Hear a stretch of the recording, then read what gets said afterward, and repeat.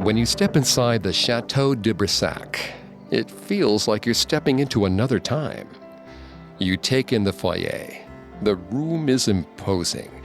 The walls are decorated with stuffed hunting trophies, and you feel the eyes of bucks and boars staring down at you. Your tour guide leads the group through the rooms of the chateau. In the golden drawing room, the walls are papered with gleaming silk, and the ceiling is an ornate puzzle of shapes, each one accented with more gold. Crystal chandeliers flank the huge stone mantel, intricately carved with a bust of the first Duke of Brissac.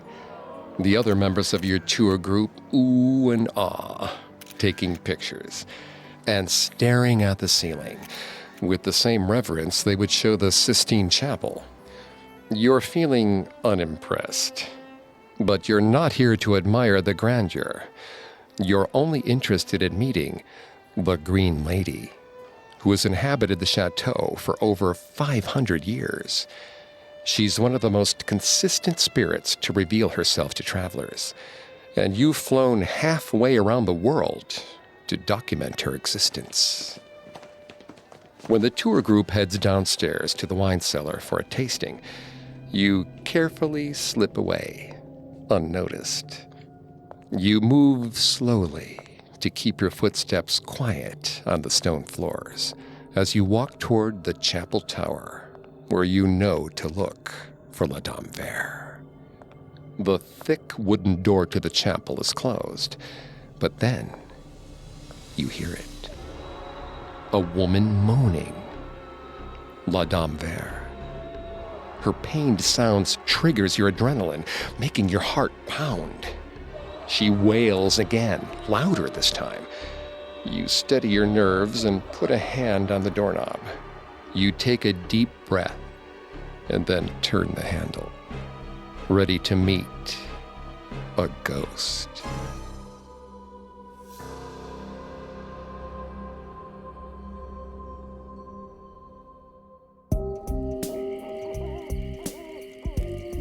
Welcome to Haunted Places on the Parcast Network. I'm Greg Polson. Every Thursday, I take you to the scariest, eeriest, most haunted, real places on Earth. This week, join me on a supernatural journey to the Château de Brissac, an 11th century castle where Charlotte de Brézé and her lover were murdered by her jealous husband. And discover why, to this day, it's haunted. Listen to more episodes of Haunted Places, as well as Parcast's other podcasts on your favorite podcast directory. We're also on Facebook and Instagram at Parcast, on Twitter at Parcast Network, and at parcast.com. Many of you have asked how you can support Haunted Places. If you enjoy the show, the best way to support us is to leave a 5-star review wherever you listen.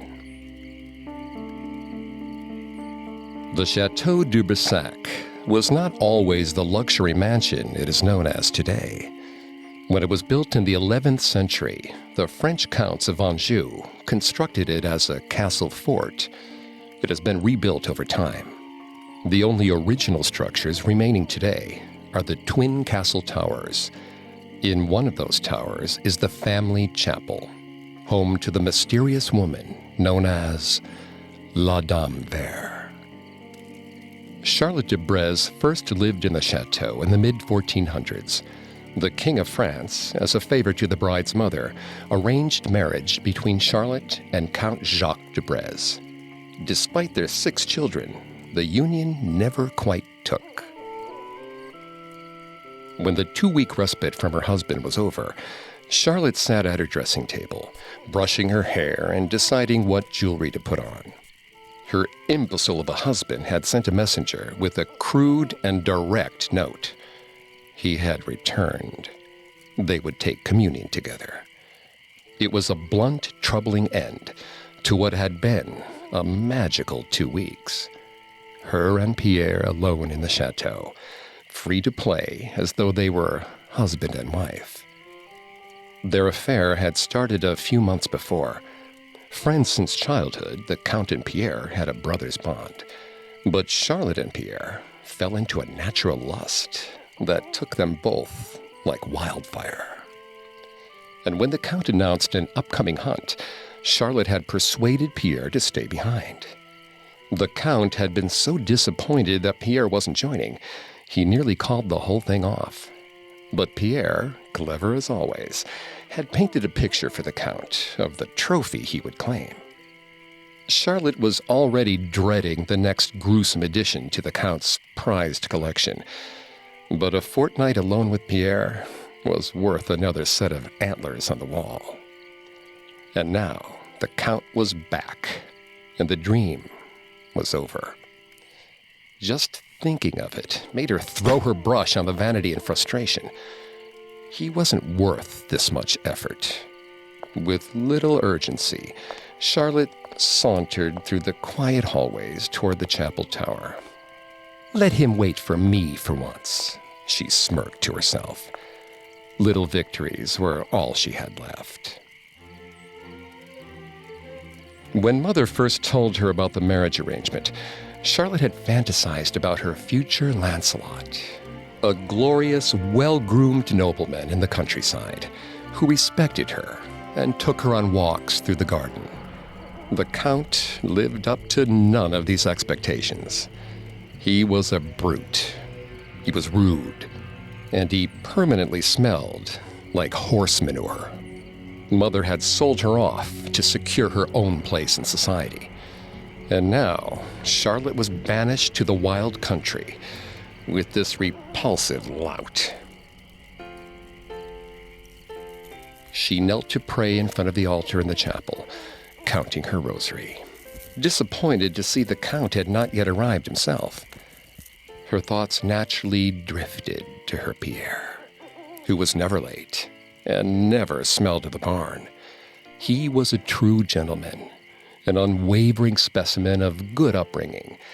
He could appreciate wine and music. Pierre was what Charlotte truly deserved, a salvation from the Count. Charlotte reminisced, then counted another Hail Mary in atonement.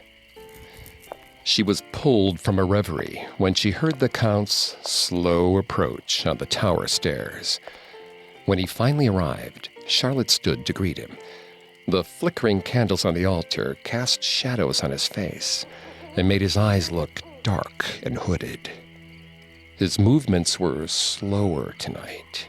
His limbs moved loosely. The way he forced his mouth into a smile made Charlotte curious. He looked pained with glee. Probably too much wine, she thought. But when he kissed Charlotte and held her close, she didn't smell any alcohol. He spoke in a clear, soft voice, telling her she looked beautiful tonight. Charlotte mumbled out a surprised thank you, and he released her. But his compliments continued. She was the most beautiful woman in the south of France, and everyone knew it. In fact, he had a gift for Charlotte to celebrate her beauty.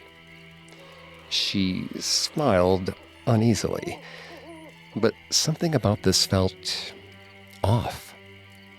The Count was not a sentimental man. Gifts were quite unlike him. Charlotte tried to see what he was removing from his coat as he searched with his hand, puzzled. The Count produced a small jewelry box. Inside sat a necklace with a large pendant. Charlotte reached for the present, but the Count caught her hand. His large fingers squeezed around hers, grinding her knuckles into each other, making her wince. "Let me," he commanded. The Count released her and motioned for Charlotte to turn around. He removed the necklace from the box. "Turn around now." Charlotte obeyed, turning away from her husband, sweeping her hair to one side, exposing her neck. The Count moved closer to his wife, towering over her. She felt her heartbeat quicken, confused by his gesture. It all felt wrong. He gently placed the chain, letting the pendant settle on her chest. The Count leaned even closer, whispering in Charlotte's ear.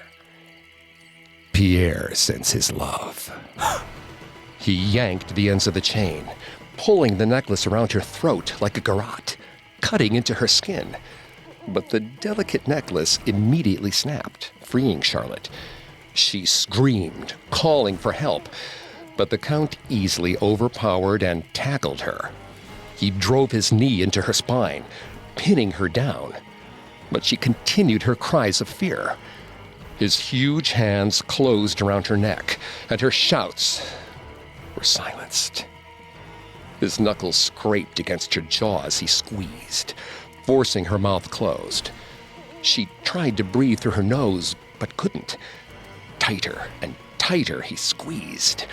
Charlotte's lungs burned, yearning for air. The Count grunted through clenched teeth as Charlotte fought against him. She searched desperately for breath and clawed at his hands. Her nails dug into his skin, drawing blood. But the Count squeezed tighter. Charlotte saw spots. Tighter. Pierre's blue eyes. Tighter. And then, darkness. For weeks after, the Count heard her screams. It started as nightmares, his mind replaying her death, her desperate final breaths, her shrill, panicked cries.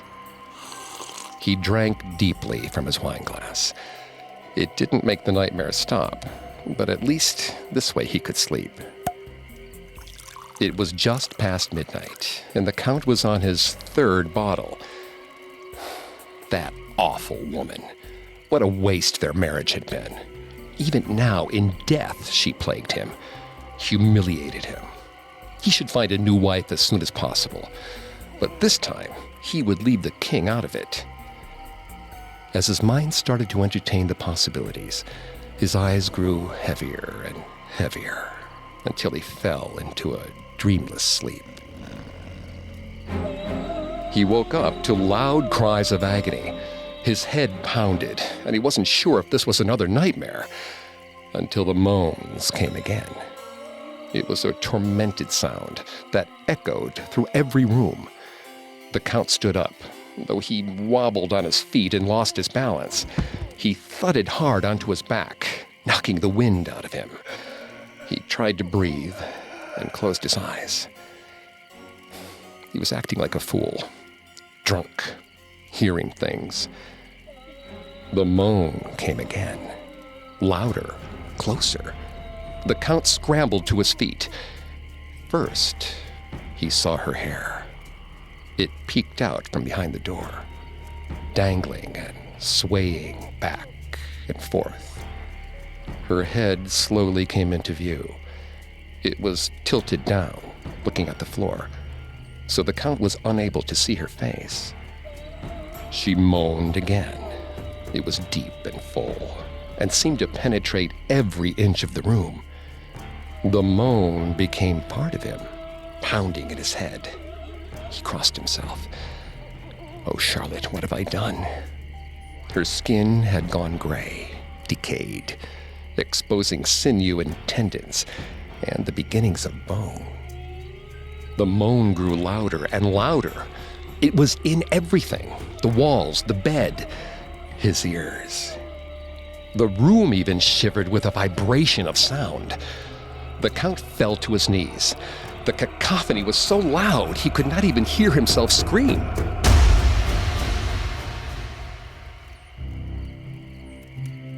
From that moment on, the Count would not have another second's peace. The ghost of his dearly departed showed him more attention now than she ever had in life. He had her complete, undivided attention. The moans were always there now, sometimes loud, sometimes soft. She stalked him through the chateau with her constant wails. When she wasn't screaming, she taunted him, told him all the ways he was going to die in this house. she would make sure of it. Months after Charlotte's death, imperial soldiers stormed the chateau. They had orders from the King of France to arrest the Count for killing Charlotte. They found him in the Tower Chapel, slumped over in one of the pews, reduced to a shell. His eyes were so bloodshot he could barely see. His face looked sunken. They told him the king's punishment. He would spend the rest of his life in a dungeon. The Count wept with relief. He stood from the pew and surrendered himself to the closest guard. As they shackled him, he laughed, delighted, practically dancing. As they escorted him out of the chateau, he continued to cackle with glee. He didn't care where he was going, as long as Charlotte couldn't follow.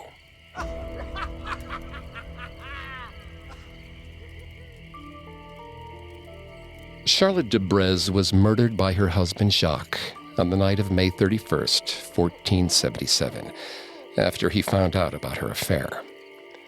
King Charles VII was furious. After all, Charlotte was his beloved but illegitimate stepdaughter.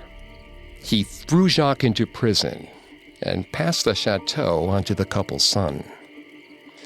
One would think that with justice served, the saga would be over. But it seems that Charlotte must have had some unfinished business, as her spirit remains in the castle to this day.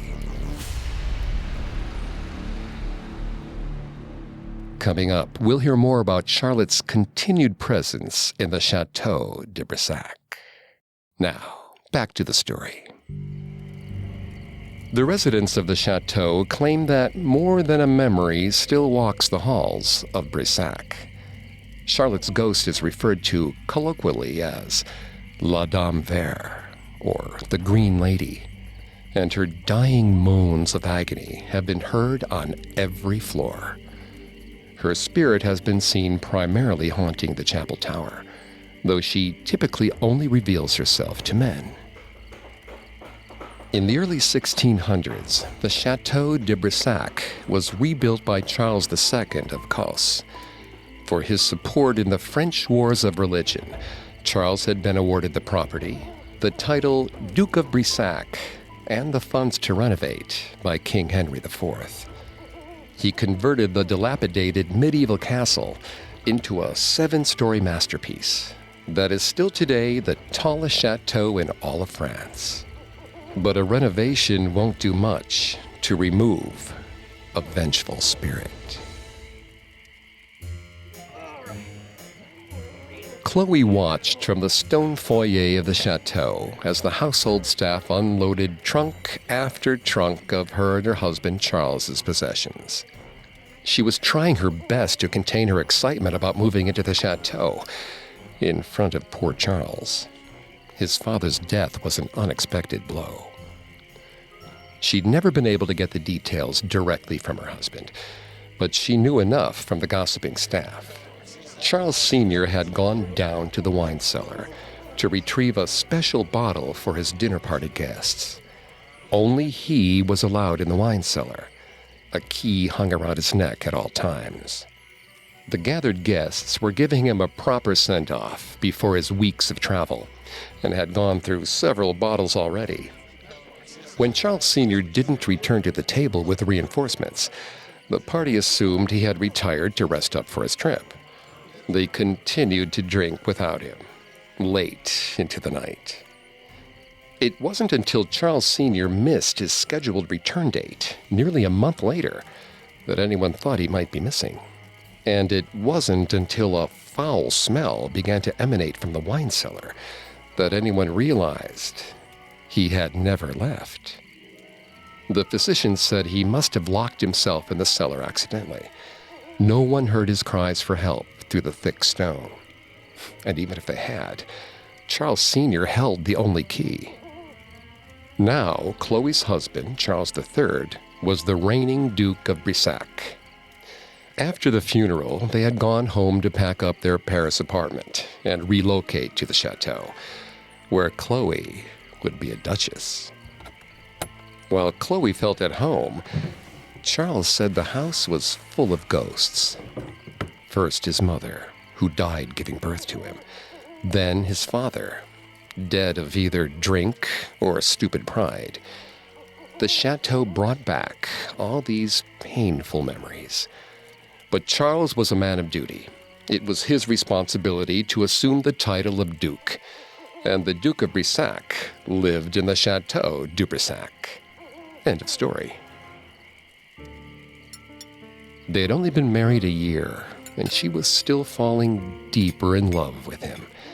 Every day she noticed a new detail: how he corrected the horse master's saddling without insulting him. How he only drank wine with dinner, if he didn't plan on reading that night. In the chateau, she felt a closeness to Charles that she had never thought possible. In the intimacy of these walls, he truly became the love of her life. But there was a change in Charles now. At night, when they lay in bed together, Charles would fall silent. He'd lie perfectly still, barely breathing, listening for something. If she tried to ask him why, or any questions at all, Charles quickly hushed her, commanding her only to listen. The house was whispering. A voice followed him in the dark. When he closed his eyes, it only got louder. When Chloe held him, it was deafening. As he spoke, his face went pale and his mouth tightened. She'd never seen him so afraid, but she couldn't hear anything.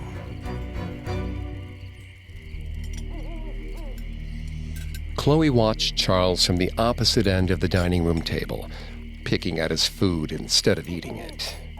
Silence hung heavy in the room. His clothes were starting to hang on his slight frame, his cheekbones sharp in his profile. After several terse moments, Charles stood from the table and left the dining room, his plate full of food. It continued like this. Charles refused to eat, hardly slept, and seemed to do his duties with an aimless responsibility. Then, one day, he finally fell asleep. She watched his chest slowly rising and falling, and tried to measure her own breaths to match the movement. Charles hadn't slept through the night in months, and Chloe knew if she moved an inch, it would break the spell. Instead, she stayed frozen next to him, listening to him in this rare moment of peace. But it had been so long since she had touched him. Surely a graze wouldn't hurt, if only to feel him for the briefest moment. She carefully turned her head to face him. His breath stayed even, his eyes still closed. Her heart ached for him. Slowly, she lifted her arm. Gently, she reached over to brush the hair back from his forehead. His face remained peaceful. He almost smiled in his sleep. She dared to move closer. Chloe softly kissed Charles's forehead. But the moment her lips touched his skin, he snapped awake. His eyes stretched open, almost trembling as they looked at Chloe. He cried out and pushed Chloe away from him. No, you can't! You mustn't touch me! She tried to calm him down, cupping his face in her hands, but his body contorted in agony. He scrambled out of the bed and looked wildly around the room. Chloe took a step toward him, but Charles retreated to the far corner and cowered. No! Please, no! He covered his ears with his hands. Chloe tried again to hold him, to soothe him, but Charles was frantic. Get out! He started to tremble. Chloe begged him, just tell her what to do. But Charles was lost in his pain. Get out! It was a desperate, raspy whisper. Get out! Get out! Get out! His begging voice followed her as her trembling legs took her out of the room and down the cold, lonely hallway.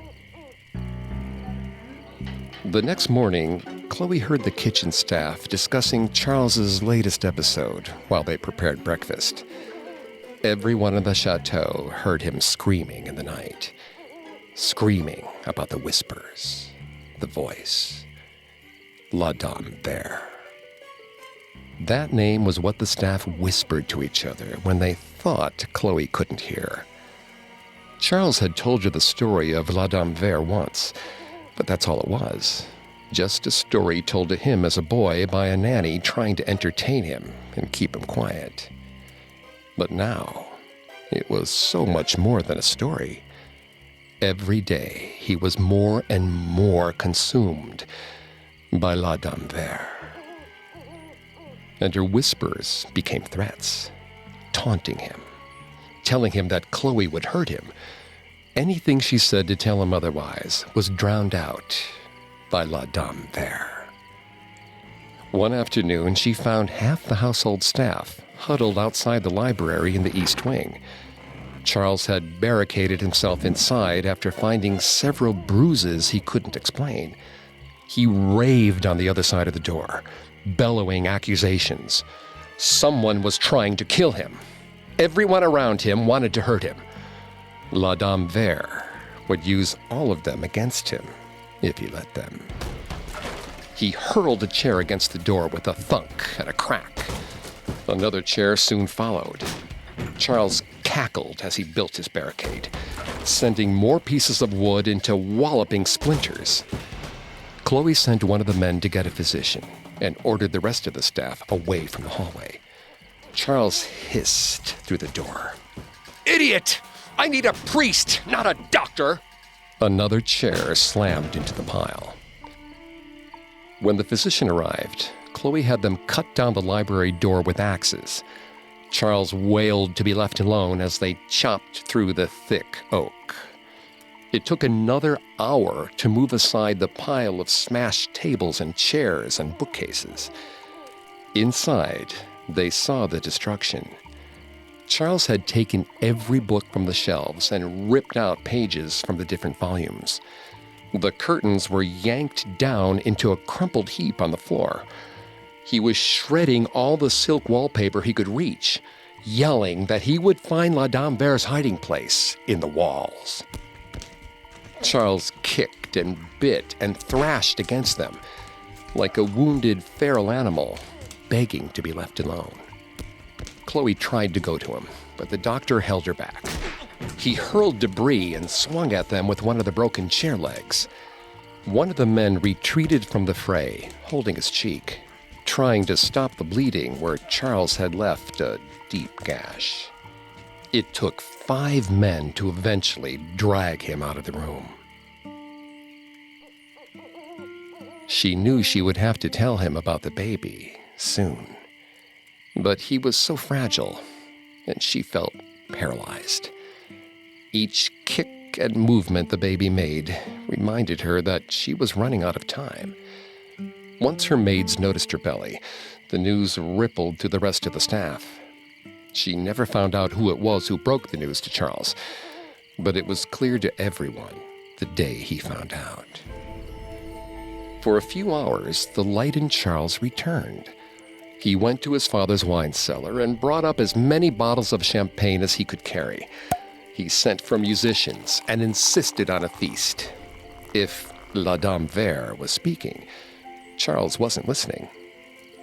He held Chloe tightly, without any pain. All of the fear that had plagued Chloe lifted. It was fresh air after the weeks of suffering, but it was destined to be short-lived. When Chloe woke up the next morning, the sun just pinking up the sky, she could feel another person's presence in the room, and her heartbeat quickened. She rolled over in bed to face the room and yelped. Charles stood motionless at her bedside, staring down at her in the dark.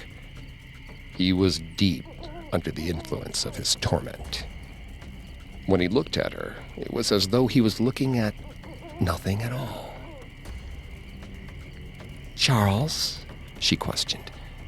He remained motionless. His lips pursed tightly. Her heart pounded. In a flash, Charles lashed out at her, trying to grab her. She slipped under his reach and scrambled out of the bed, running down the hallway, holding her large belly, shouting for help. Charles gave chase. She could hear his frantic footsteps behind her.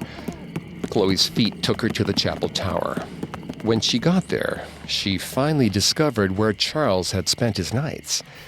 There were scattered papers and food detritus everywhere. The candles were all spent, and the morning light couldn't yet penetrate the tower windows. Shadows on the carved mantel brought out concern in the faces of the apostles in the display. Charles had attacked the holy men with a knife, gouging out their carved eyes. Red candle wax dripped down their bodies. Charles appeared in the doorway. He held a long, glimmering knife. She screamed and ducked into one of the pews, trying to hide her growing belly behind the wood, praying to every maternal saint she could think of for help. Charles stalked her, letting the heavy knife swing loosely in his hand. "You can't have my birthright," he accused Chloe of trying to force him out of the chateau. Once she had his son, she would use the baby to claim his title. She wanted the chateau for her own, just like La Dame Vert told him.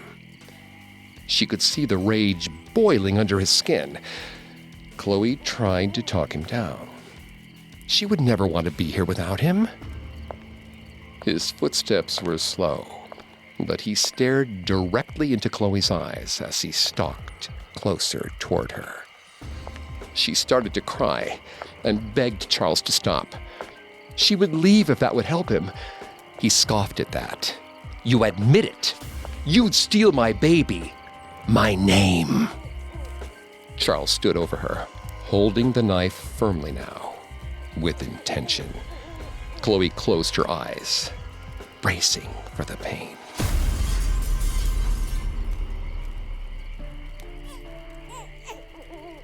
She'd named the baby Charles IV out of obligation.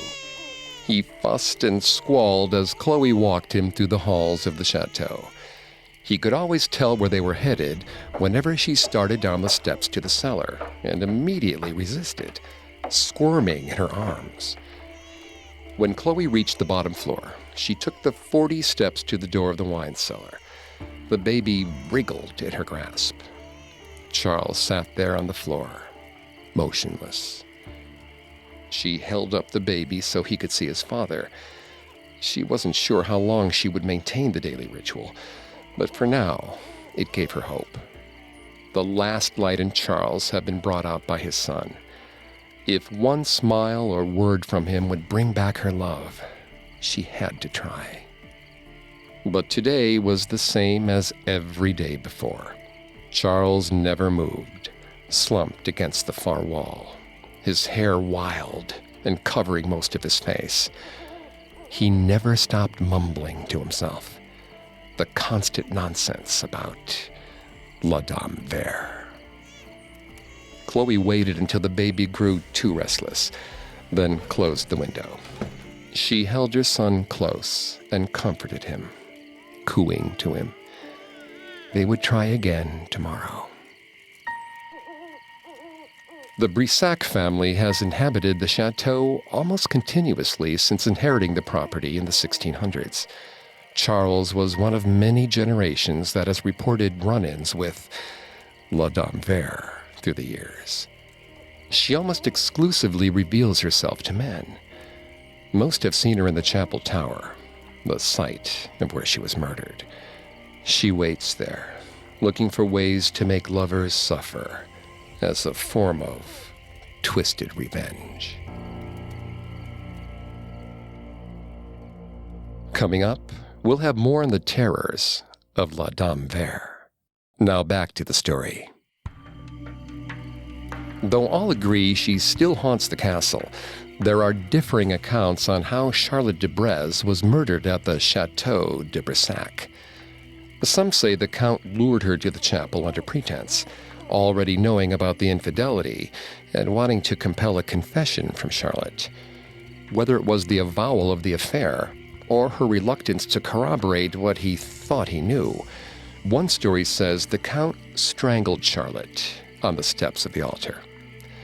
Other recollections insist that the Count actually caught Charlotte and her lover in the throes of passion. Incensed, he drew his sword and killed them both, stabbing them 100 times, right there in bed.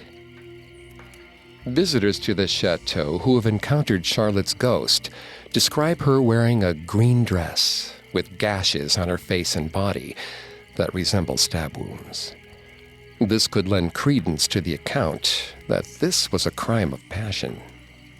However, Charlotte's ghost is known to almost exclusively haunt the chapel tower of the Château de Brissac, possibly indicating the chapel as the true site of her death, where every night she dies again. Andrew couldn't sleep. Apparently, the authentic chateau experience went all the way to include the mattress.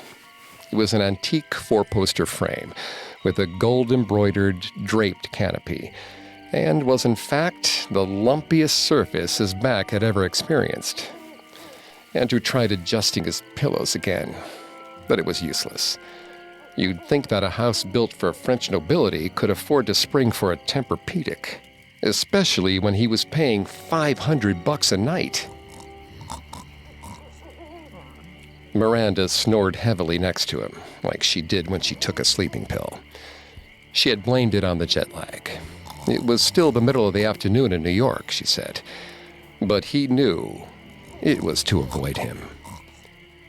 Even in this place, in the middle of a foreign country, with no one else around, she kept finding ways to dodge his advances for connection, deflecting any opportunity for him to explain himself, let alone any chance for her to forgive him. What an idiot, he thought.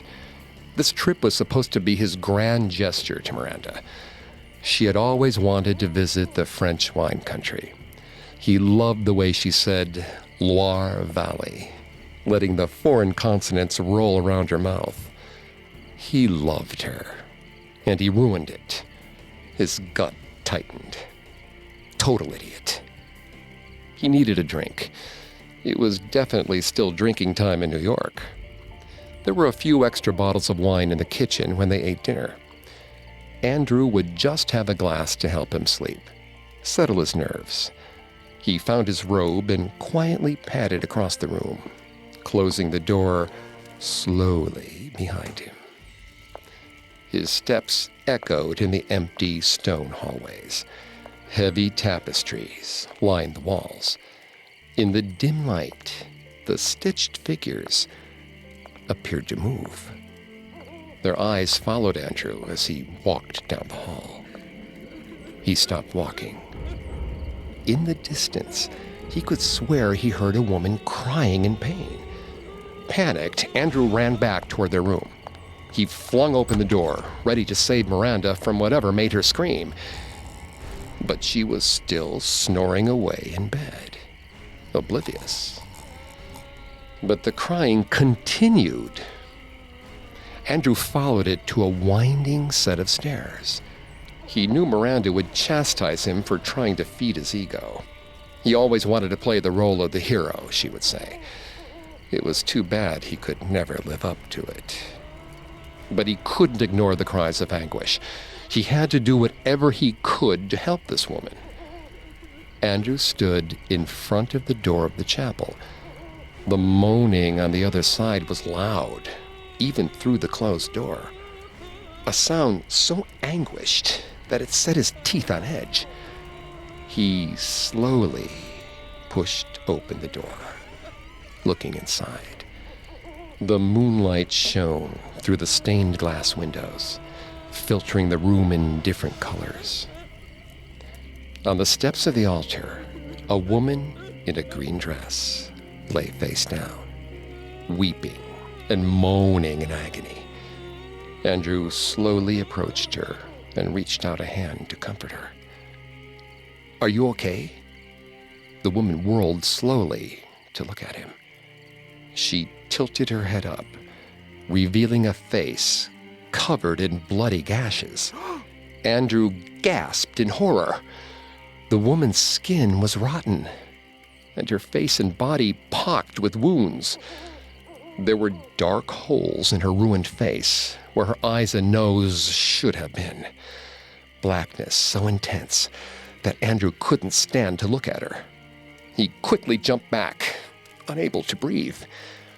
When the dead woman's mouth opened, it released another curdling moan. This time, it was all-consuming. It seemed to vibrate around him and within. Andrew bolted from the room. He ran down the steps, taking them two at a time. But the moans of the dead woman followed him, gained on him. Andrew reached the bedroom and quickly retreated inside, locking the door behind him. He rushed to Miranda, still asleep in their bed, and tried to wake her up, shaking her. But Andrew's effort was futile. She wouldn't be awake for hours still. The sleeping pill worked well. Andrew tried to control his panic, but the moaning was on top of them. The dead woman appeared through the door. Andrew dropped to his knees before her. He could see her teeth and bones through the holes in her putrid skin. "Please," Andrew begged. She entered the room, and his stomach dropped through the floor. The dead woman stood over his cowering frame. His entire body trembled as he watched the ghost slowly glide past him and approach Miranda. "Leave her alone!" Andrew called out. A clanging laugh filled the room. The ghost reached the bed and leaned over Miranda. Before Andrew could move, the ghost disappeared into his wife's body. Miranda's eyes shot open, glowing green. Her green eyes stared through him. "Miranda?" In jerky movements, her body stood up out of the bed. Step by step, her body moved closer, with slow, heavy footsteps. Andrew tried to reason with her. "Miranda, wake up!" Her mouth opened, but only the ghost's curdling moan came out. She reached her hands out toward him.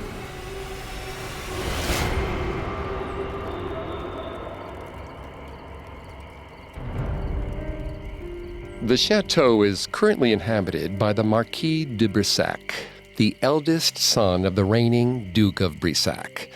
He lives in the chateau year-round with his family. They continue to report sightings of La Dame Verte. Though she has haunted the chateau for over 500 years, the castle is better known as a symbol of luxury in the Loire Valley, rather than a home of a ghost. The house and grounds are open for tours in the summer months. Guests are also invited to stay overnight in a handful of the 152 rooms of the chateau, though they should be prepared for the possibility of running into La Dame Verte in the middle of the night.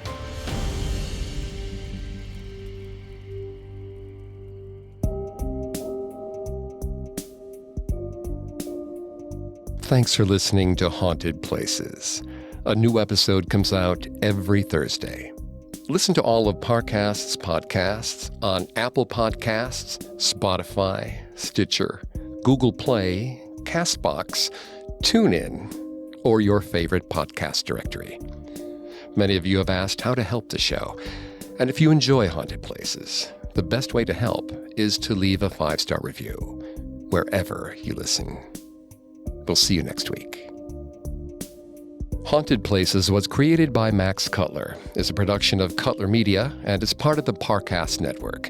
It is produced by Max and Ron Cutler. Sound design by Ron Shapiro, with production assistance by Paul Mahler. Additional production assistance by Carly Madden and Maggie Admire. Haunted Places is written by Abigail Cannon. I'm Greg Polson.